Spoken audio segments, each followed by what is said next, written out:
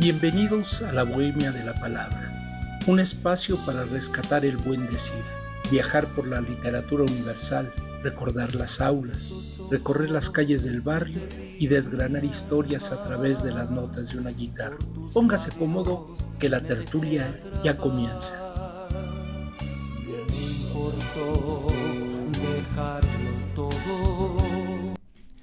Buenas tardes amigos, ya estamos como todos los martes a las 4 de la tarde para hacer una bohemia de la palabra más.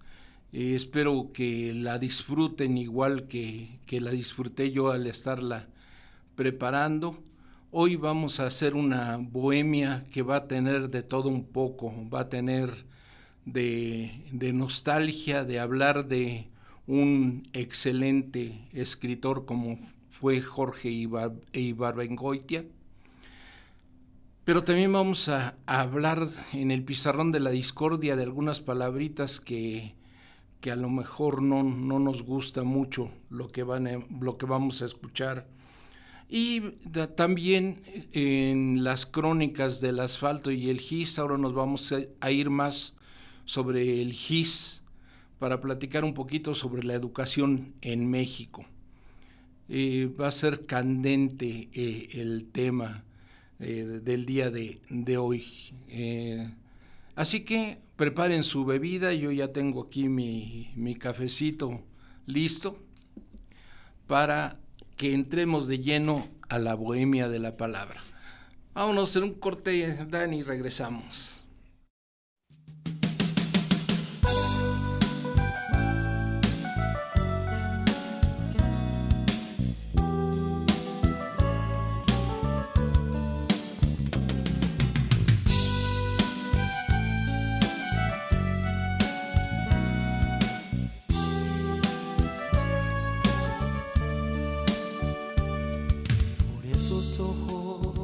Y ya estamos aquí en el pizarrón de la discordia, primer segmento de nuestro programa de la Bohemia de la Palabra, y voy a abordar unas palabras que tal vez no sean muy del agrado de algunos.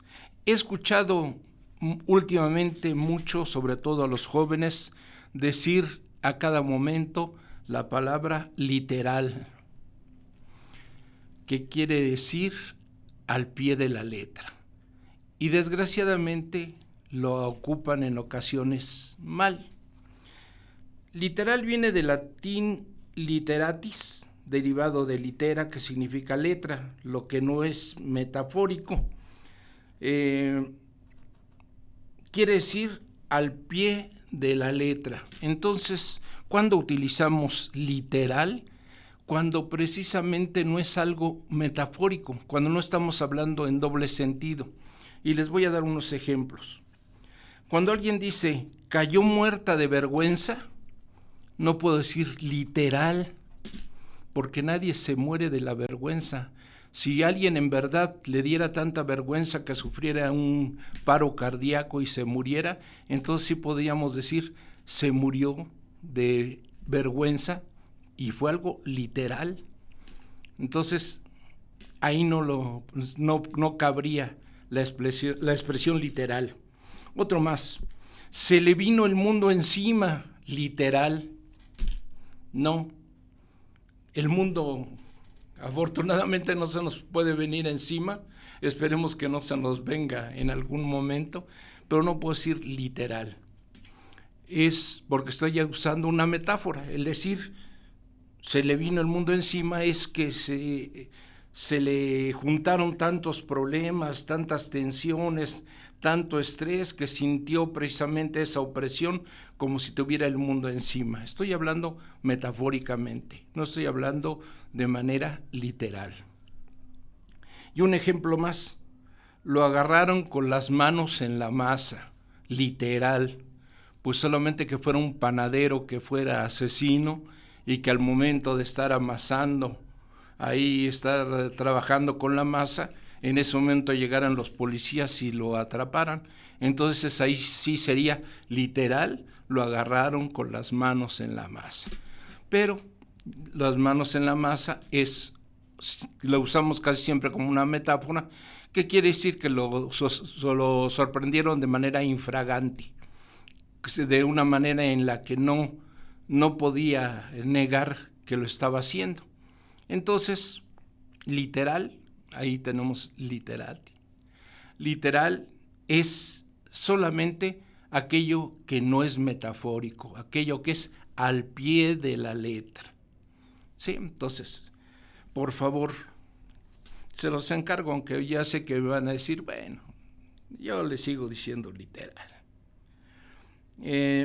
Una palabra que en esta ocasión, como la vamos a utilizar más adelante, la voy a mencionar, es ignoto.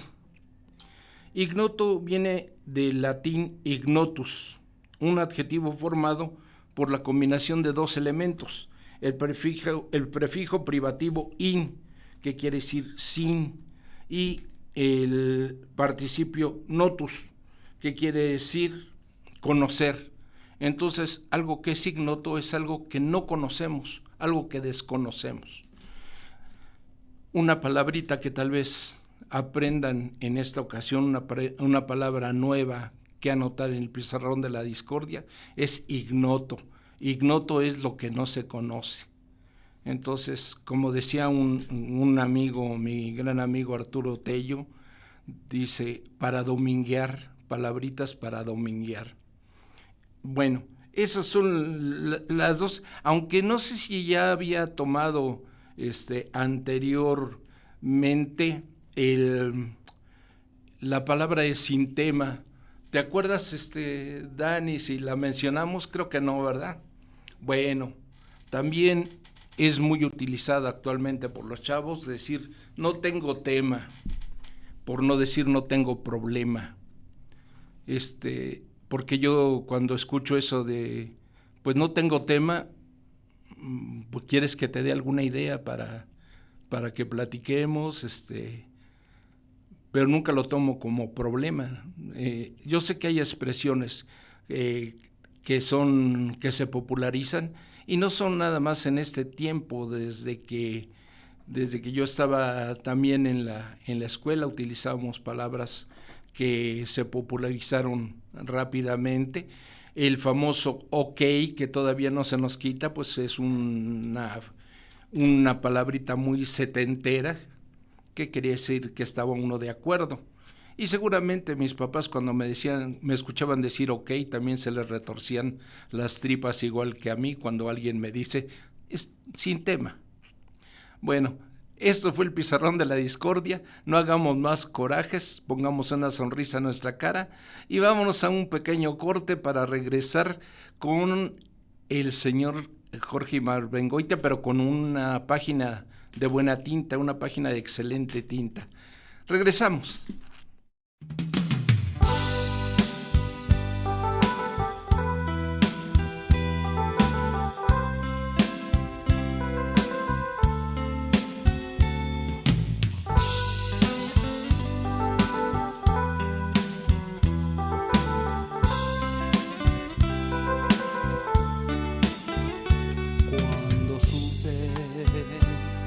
De otro, mi sueño, mi ilusión y mi alegría se fueron y poco a poco la vida sentí que se acabaría. Páginas de buena tinta, segundo segmento de la bohemia de la palabra. Aquí procuramos en este espacio, pues precisamente como su nombre lo indica, leer, comentar páginas de libros que le pusimos de buena tinta porque quiere decir que están bien escritos. Y el día de hoy, del librito Viajes en la América Ignota, por eso mencioné ignoto, porque se llama el libro Viajes en la América Ignota, es decir, en la América desconocida, de Jorge Ibarbengoitia. Son una serie de cuentos, de relatos. La verdad que comparando con otros relatos que he leído de del señor Ibarbengoitia. No me dejó tan complacido, pero de todos modos tiene 2 o 3 relatos bastante interesantes. Ojalá lo lean. Hay un relato muy gracioso de cuando fue a recoger un premio a Cuba, todas las cosas que le pasaron. Bueno, este cuento se llama Cuento para el niño revolucionario. Todo lo que vemos a nuestro alrededor, niño revolucionario, es producto de la Revolución Mexicana, que como todos sabemos, empezó como movimiento armado y se transformó más tarde en un movimiento social en el que participan todos los mexicanos sin distinción a clase social, que tiene por finalidad alcanzar una más justa distribución de la riqueza e igualdad de oportunidades y de trato ante la ley. Pues bien, niño, este señor que ves aquí, tocándole el claxon del Mustang para que la criada venga a abrirle la puerta, es un humilde revolucionario a quien la patria ha recompensado sus esfuerzos en pro de la justicia social. La altanería que le notas no es el aire de aristocracia, sino el orgullo propio de nuestra raza. Nos bastan 2 años de no pasar hambres para sentirnos de la mejor sociedad. No me preguntes, niño revolucionario, en qué hizo su dinero. Este señor, si es lo que sabe hacer, probablemente sea nada. Pero esta circunstancia constituye uno de tantos misterios instructivos que tiene nuestra sociedad. La Revolución Mexicana es como una madre amorosa y tan ciega como una de ellas. Al hijo suyo que escoge para querer, lo quiere de veras, sin importarle ni el mérito que tenga, ni la calidad de su inteligencia. En la repartición de riquezas a este señor le fue bien. Tiene Mustang, criada y claxon. Este campesino que ves cruzando la calle a brincos es uno de los que fueron liberados por la revolución de las tiendas de raya y los patrones desalmados, porque has de saber, niño, que en tiempo de la dictadura la tierra de nuestra patria era de unos cuantos, al igual que sus riquezas, y el pueblo vivía esclavizado y pasando la pena negra. Ahora todo eso ha cambiado. La tierra es de quien la trabaja, y el campesino mexicano, liberado del patrón, al regar la tierra con el sudor de su frente, la ha fecundado y ahora mira el porvenir con confianza. ¿Qué dice el campesino que acaba de cruzar la calle a brincos? ¿Que viene desde Durango y que hace 3 días que no come? Ah, se me olvidaba decirte, niño, que el país se ha industrializado. Este coche de colores que ves, niño revolucionario, se llama la patrulla. Eso es lo que tiene adentro, se llaman policías. Su función es proteger la sociedad democrática en que vivimos y vigilar que se respeten las leyes. Ahora los ves en un momento de esparcimiento.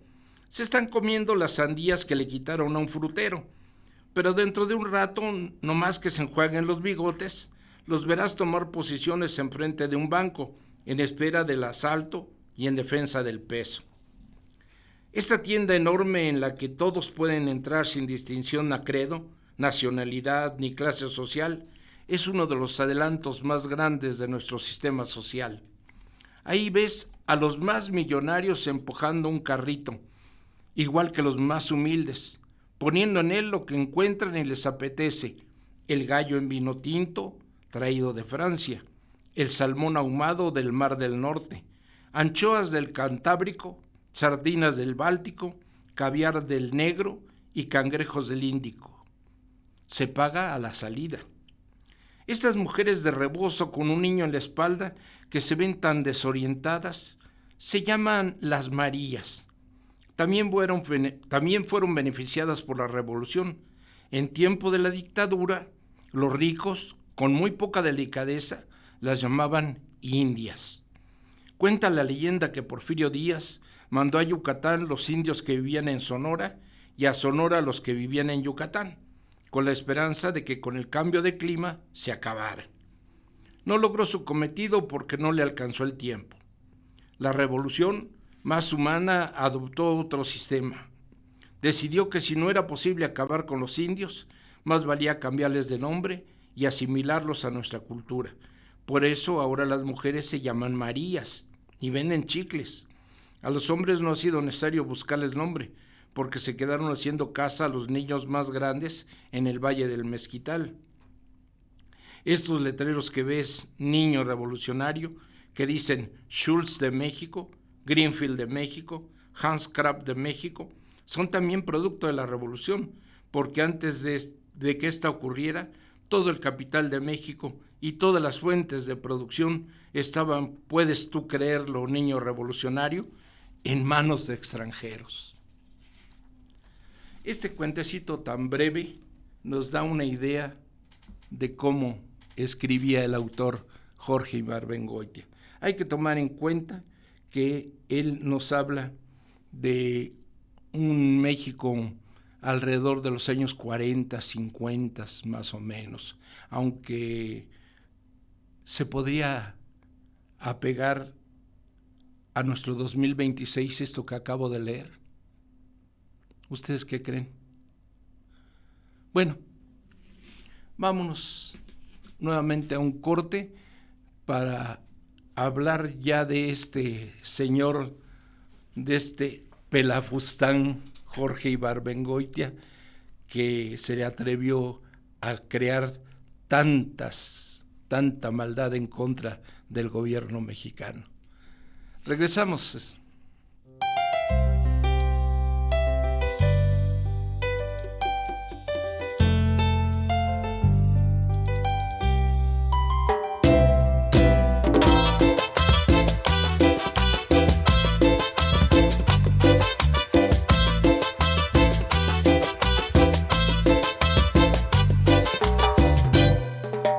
Tienes el porte de una princesa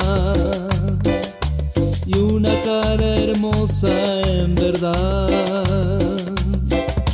Me cautiva tu mirada traviesa, tan propia en tu edad, y con tu frágil figura.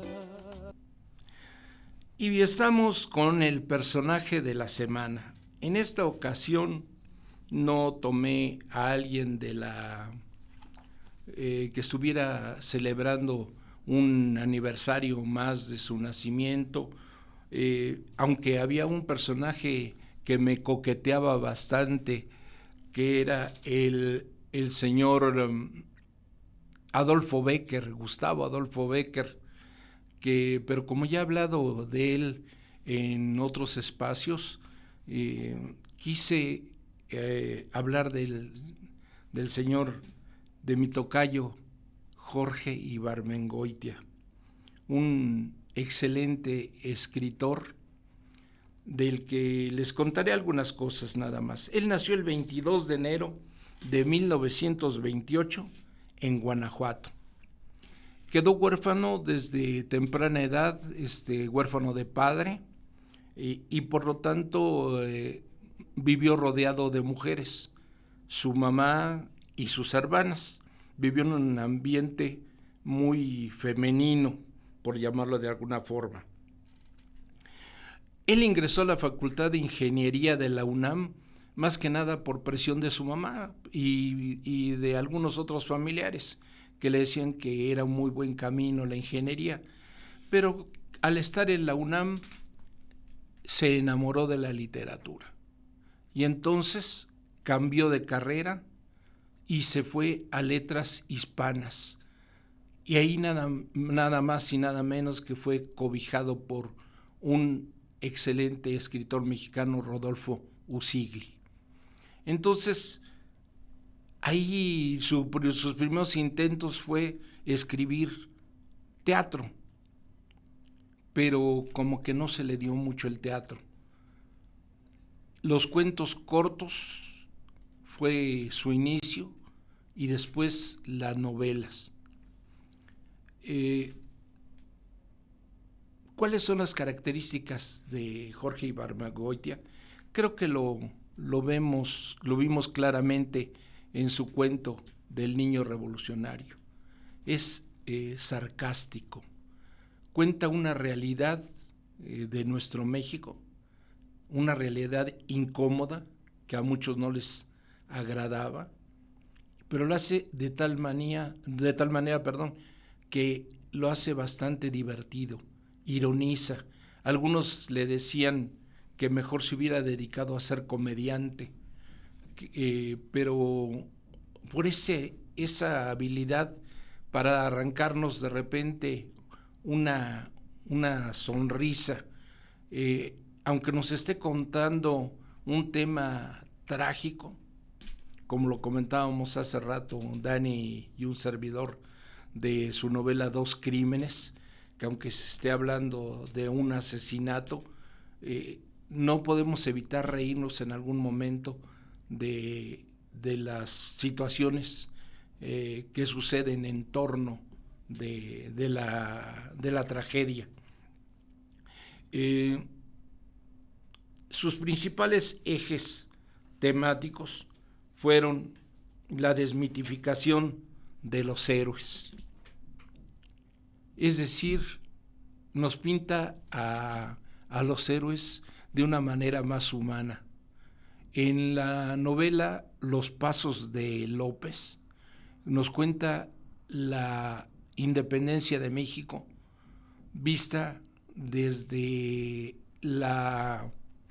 un personaje ficticio, un personaje que él inventa, que es López, pero nos cuenta todos los personajes que conocemos de en torno de nuestra independencia. Nos habla del padre Hidalgo, pero no es el padre que toma el estandarte, incita al pueblo a salir a la lucha, sino que es un señor aficionado al juego, al alcohol, a las mujeres, y que simple y sencillamente pues se lanza a la lucha, no tanto por lo mal que ve que vive su pueblo, sino porque pues él no tiene acceso a ser, por ejemplo, el párroco de Morelia. Tiene que conformarse con ser el curita de Dolores Hidalgo, ahora llamado Hidalgo en honor a él. Entonces, esa es una de sus formas. Otro eje es la política y la corrupción. En casi todas las obras nos cuenta de la corrupción burocrática y de la policía. En su libro Las Muertas, que cuenta un hecho verídico, el del famoso caso de las Poquianchis, que eran unas lenonas que trataban, unas tratantes de blancas de su natal Guanajuato. Estas señoras que, pues, las muchachas que trabajaban para ellas, si se les morían, pues las enterraban en el patio de su casa. Bueno, este tema periodístico, que es cierto, es totalmente real, él lo hizo novela, precisamente mostrando cómo las hermanas llegaron a tener tanta riqueza, tanto dominio, tanto peso político, a través del dinero y de corromper primero a los policías que tenían cercanos, pero hasta llegar a tener la aprobación del mismo gobernador del estado. Entonces, fíjense cómo de un tema real, de nota amarilla, del caso de las muertas, él lo hace a una crítica, lo convierte en una crítica de que, pues sí, las señoras estas mataron a muchas mujeres que explotaron, pero también fue con la bendición del gobierno.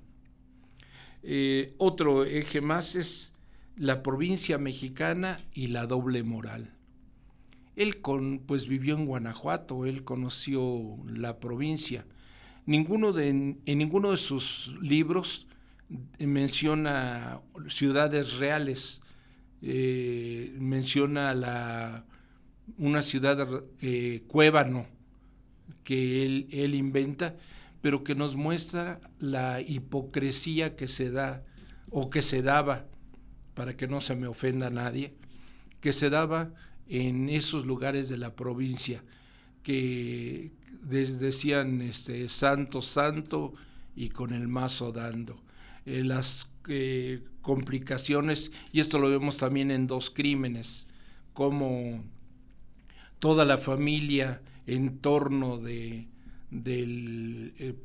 tío que es el rico, pues todos lo tratan muy bien y demás, porque simple y sencillamente están esperando el momento que muera para repartirse la herencia. Y el otro eje rector son la violencia cotidiana y la marginalidad, es decir, lo que vivimos día a día en la ciudad, y como en del niño revolucionario, como al campesino que supuestamente a la revolución vino a repartirle las tierras, lo dejó igual sin tierras y tratado con desprecio por ser un indígena. Yo estoy seguro que si Jorge Ibarbengoitia viviera en este tiempo y siguiera escribiendo de la misma manera, las redes sociales ya lo hubieran despedazado, porque era muy dado a la burla, a la sorna, y como aquí leímos, mencionar las cosas pues como son, y ahora como todo hay que disfrazarlo, y él no le gustaba disfrazar las cosas, segurito que estaría funado en redes sociales. Pero quiero comentarles de sus principales libros. Los Relámpagos de Agosto fue la primera novela que publicó en 1964 y nos habla precisamente de la sucesión presidencial entre revolucionarios, cuando todavía los aspirantes a la presidencia eran gente que había participado en la lucha armada, y cómo se traicionaban y se mataban entre ellos para alcanzar la silla presidencial. Esa es la temática de Los Relámpagos de Agosto. Estas ruinas que ves, 1975. Sátira de ambiente universitario, intelectual y de la vida provinciana de Cuébano. Aquí es donde les digo nuevamente, se mete mucho en la cuestión de provincia y las costumbres y la hipocresía que se maneja, y no solo en provincia, también aquí en la Ciudad de México, para que no se me sienta nadie. En 1977, Las Muertas. Ya lo mencioné, la impunidad de las delincuentes, siempre cobijadas por el manto del gobierno, hasta que deciden, se ven obligados a dejarlas al descubierto y las atrapan. Dos Crímenes, de 1979. Ahí ya lo hemos mencionado, cómo crean, ahí me da, aunque sea una cuestión trágica, da mucha risa cómo están festejando el cumpleaños de Marcos, el protagonista. Llega la policía y como no encuentra a Marcos, agarra a todos los invitados que están ahí, que son 8 muchachos que están tocando guitarra, tomándose alguna cerveza y demás, y los presentan ante la justicia, y al día siguiente en el periódico aparecen 8 terroristas capturados y demás. Ahí nos indica Ibarbengoitia cómo creaban a las víctimas, cómo creaban a los presuntos culpables. Dije creaban, ¿verdad? Pero Ya actualmente no, ¿verdad? No creo, bueno, ya no pasa, sí, Dani, ya no pasa, gracias a Dios. Y los pasos de López de sus últimas obras, que es lo que ya les dije, es la independencia, independencia de México desde la vista de Jorge Ibarbengoitia.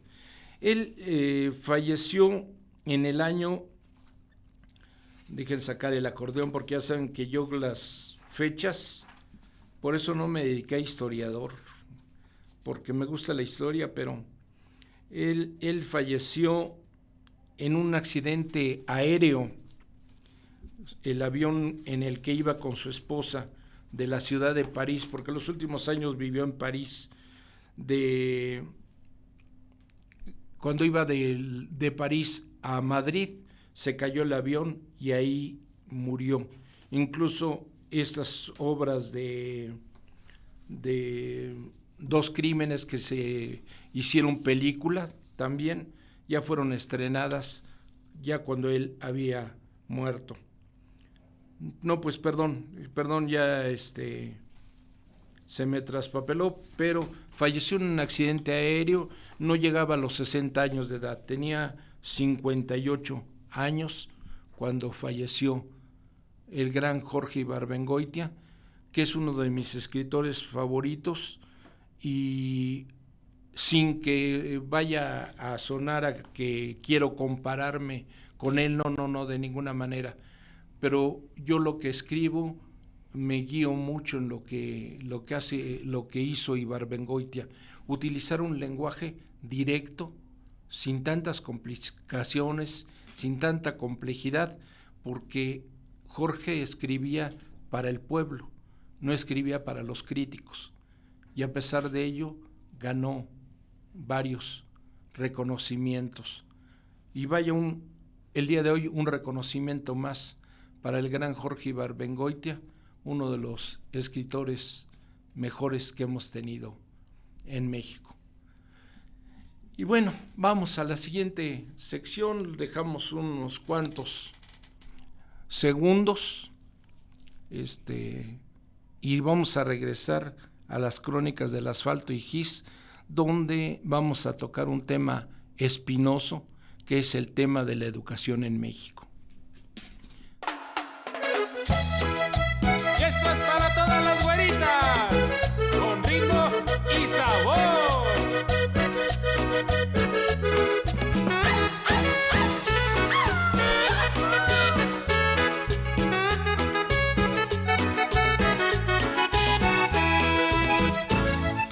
Tienes una figura que me enloquece, te veo y me haces soñar, y cuando frente a mí te sientas y cruzas tus piernas, me haces temblar.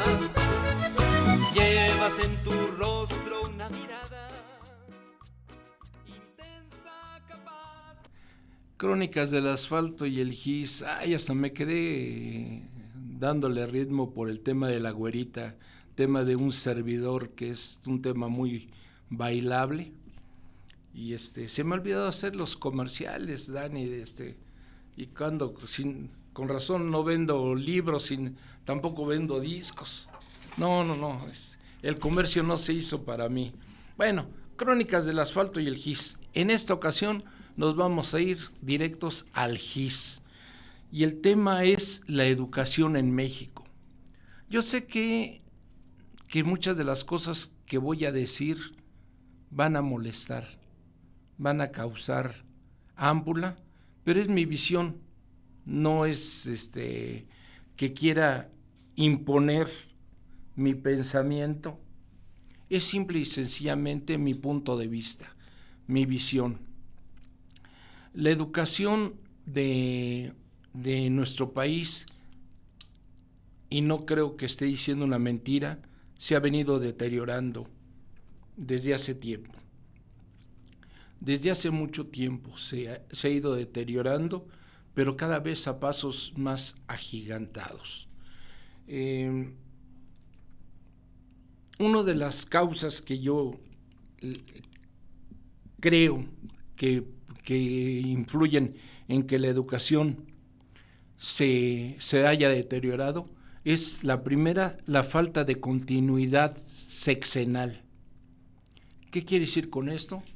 Llega un presidente y en vez de continuar con el plan educativo anterior, como que dice, no, esto no sirve, y a ver, mi flamante secretario de Educación Pública, ¿qué se te ocurre para que brillemos nosotros en las páginas de la historia? Y cambio de planes, cambio de programas, cuando apenas el niño está captando, ya se cambió. Y sobre todo cuando los maestros apenas están empezando a dominar los planes y programas, no, ya se los tienen que cambiar, y ahí tienen a mis compañeros nuevamente adecuándose a lo que se le ocurre al flamante secretario de Educación Pública en turno. Un ejemplo que les voy a dar es, yo aprendí con letra cursiva. Cuando estaba en la primaria, me enseñaron a escribir y leer la letra cursiva, porque quiten de su repertorio eso de la letra manuscrita. Toda la letra es manuscrita si la escribimos con la mano. Entonces, la letra que malamente le llamamos cursiva es la letra, malamente le decimos manuscrita, su verdadero nombre es cursiva. Bueno, pues yo aprendí con eso, y cuando empecé a estudiar la normal, el programa decía que la letra que se debía manejar era la letra script. Y algunos se nos dificultó porque empezábamos a mezclar letras de cursiva con letras de script, con letras de las que le llamaban de máquina, porque la máquina de escribir tenía otra tipografía.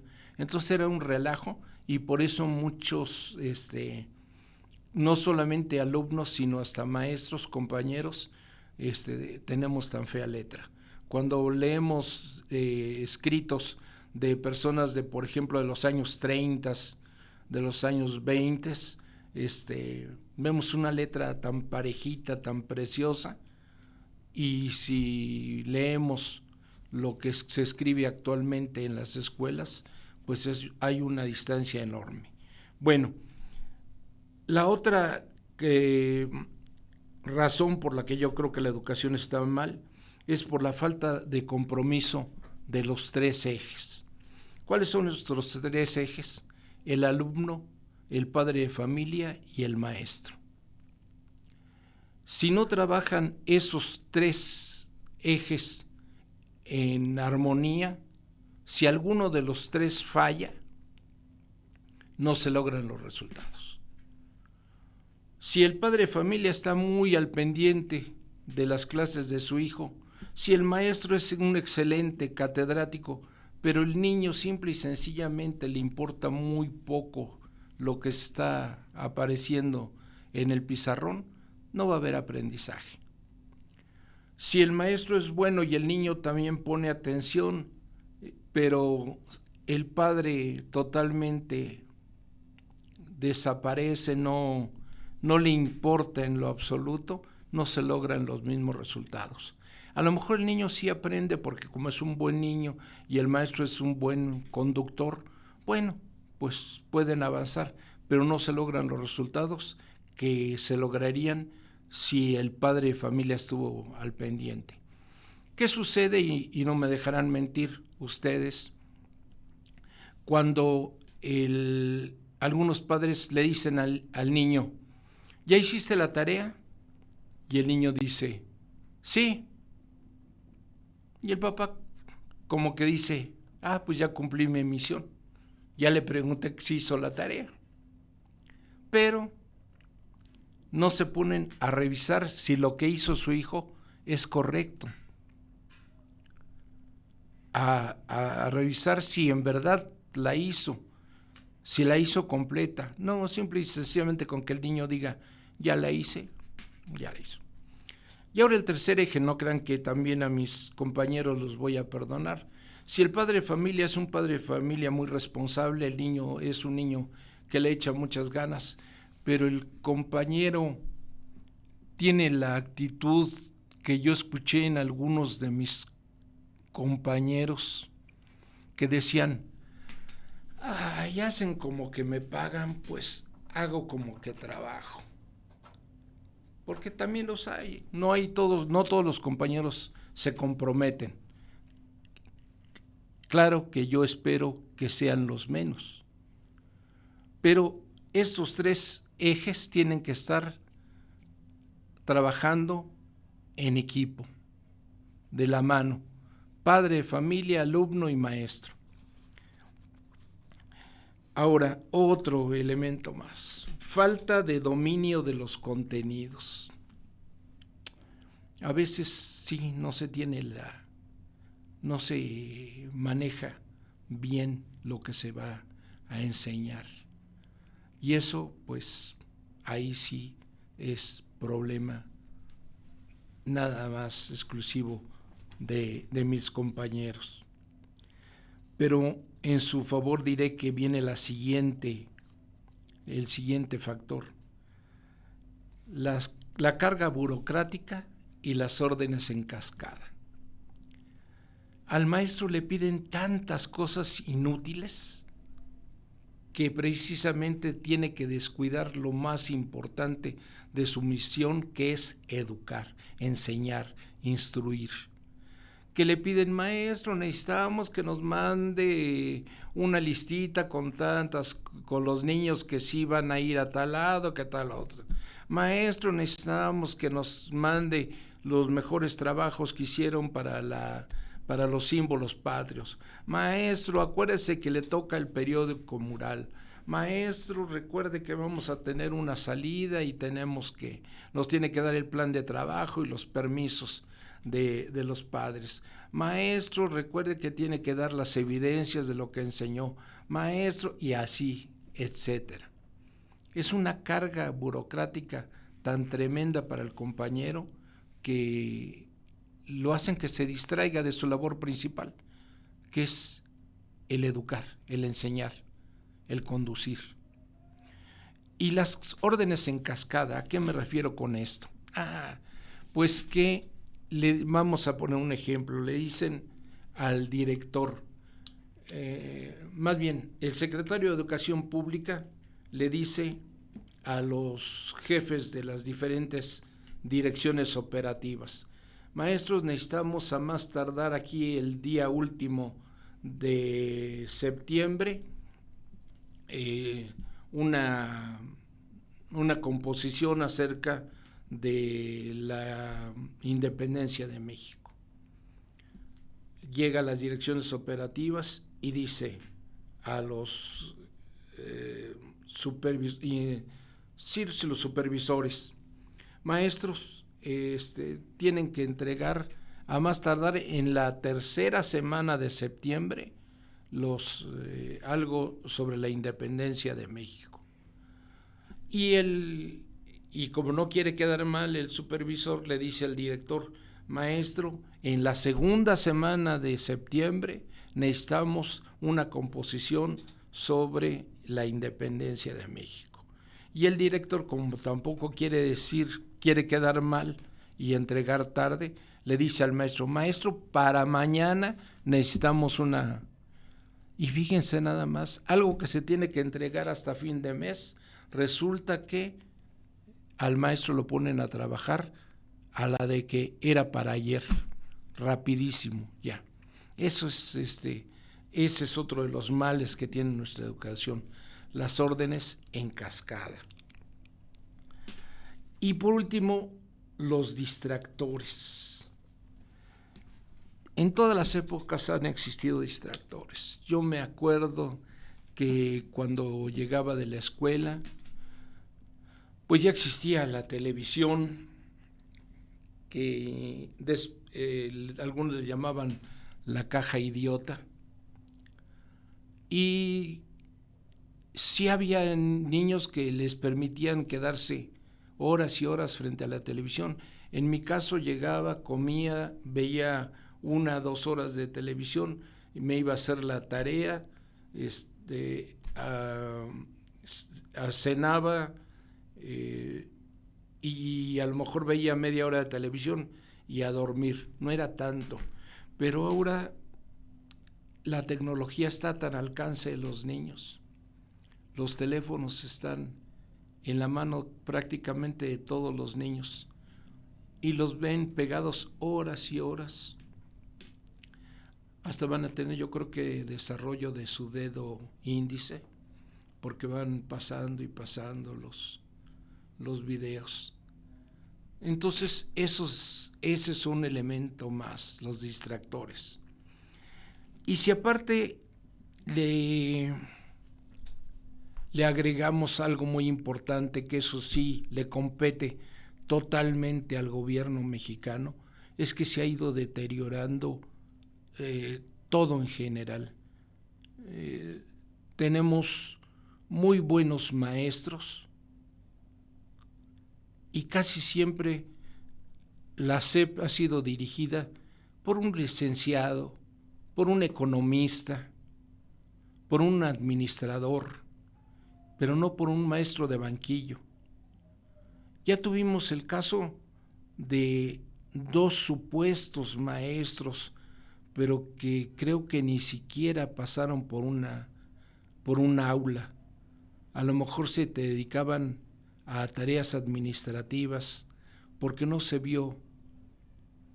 Y de los libros de la patria, que eran excelentes libros creados por grandes pensadores mexicanos, se pasó a otros libros que tenían también un excelente nivel.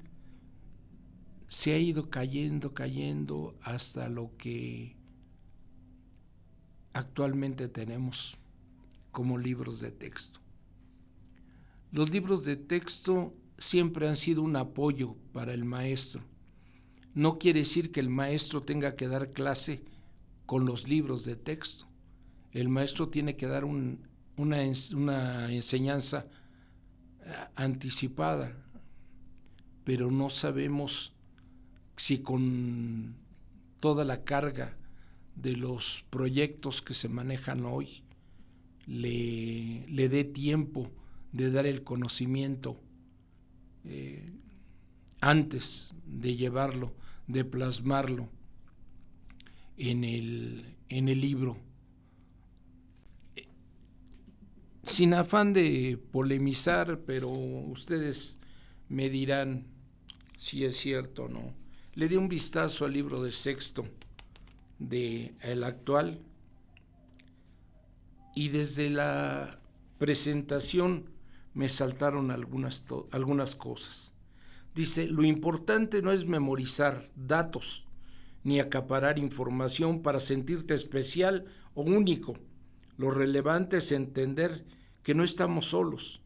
Nos rodean personas, plantas, animales. Todo, no sé cómo pronunciar esto, porque es TOD XS. TOX. Merecen que los reconozcas y te integres de manera honesta y desinteresada. O sea que los conocimientos, según esto de la presentación, no son importantes. Ahora entiendo cuando veo videos en TikTok de que le preguntan a un alumno de secundaria quiénes fueron los que firmaron el Acta de Independencia de México, y nos dicen que Francisco Villa o que Emiliano Zapata o a lo mejor que hasta Chespirito. Porque aquí nos están diciendo que lo importante no es el conocimiento. Lo importante es que sepas que no estás solo, que estás rodeado de personas, plantas y animales. Ah, pues qué bien. Luego, en la página 12, dice, palabras en vez de palabras. Me van a decir: ay, maestro, qué exigente, como si usted no se equivocara. Pero estamos hablando de un libro de texto, un libro que van a leer los niños, y que sí, mis compañeros van a decir ahí donde dice palabras, no debe decir palabras, debe decir palabras. Pero si estamos hablando de un libro de texto que está con deficiencias ortográficas, pues caramba. Hay un ejercicio que también me llamó la atención. Dice, en comunidades, lean nuevamente la historia, de forma individual, pero tomando en cuenta a los demás. Completa las siguientes oraciones con diferentes palabras a las usadas en la historia para que se entiendan. Está medio rebuscada la explicación, pero lo que quieren es que se usen sinónimos, se cambien palabras por un sinónimo. Y dice la primera, que es la única que anoté. Lo mejor de tercero eran las retitas. Retitas entre comillas, que quiere decir los juegos de la reta de fútbol. Eso no hay problema. Pero luego nos dice que sustituyan la palabra mejor por otra, con sus palabras. Dejo unos cuantos segundos para que ustedes me digan qué palabra pondrían ustedes en vez de mejor. Y es para niños de sexto. ¿Sí? Les voy a decir, no los voy a hacer sufrir mucho. Aquí anoté todos los sinónimos que encontré en el sentido en el que se usa aquí la palabra mejor. Buenísimo, máximo, excelente, supremo, óptimo, preeminente, sobresaliente, relevante, perfecto, sumo, destacado, aventajado. Caramba, ¿cómo no podemos encontrar uno si te hay un montón? Soy igual de sarcástico que Ibarbengoitia. Esto es una queja como profesor de lengua y literatura española, de que antes de hacer un libro hay que ver si hay respuestas, porque a veces pedimos cosas que son muy difíciles. Estamos hablando del libro de sexto. Bueno, y por ahí las palabritas comunidad, en vez de equipos, que era lo que manejábamos antes, asamblea, en vez de decir el grupo, como lo decíamos antes, reunidos en comunidad y de manera solidaria. Cambios de palabras, cambios de formas, pero no de fondo. Pues mis amigos, ya hasta me colgué un poquito aquí con la benevolencia de Dani Balbuena, pero espero sus comentarios, porque quiero saber qué les parece, no nada más que me escuchen. Ya lo he dicho muchas veces, no vengo a dar cátedra, vengo a platicar con ustedes, a platicar como amigos. Que tengan una excelente tarde, nos vemos, pues, si Dios nos lo permite, el próximo martes a las 4 de la tarde, en la misma hora y en el mismo canal. Ay, ya me fui como locutor de televisión. En este mismo espacio de Vive Radio. Gracias, Vive Radio. Gracias, Dani Balbuena. Y pues nos vemos, si Dios quiere, la próxima semana.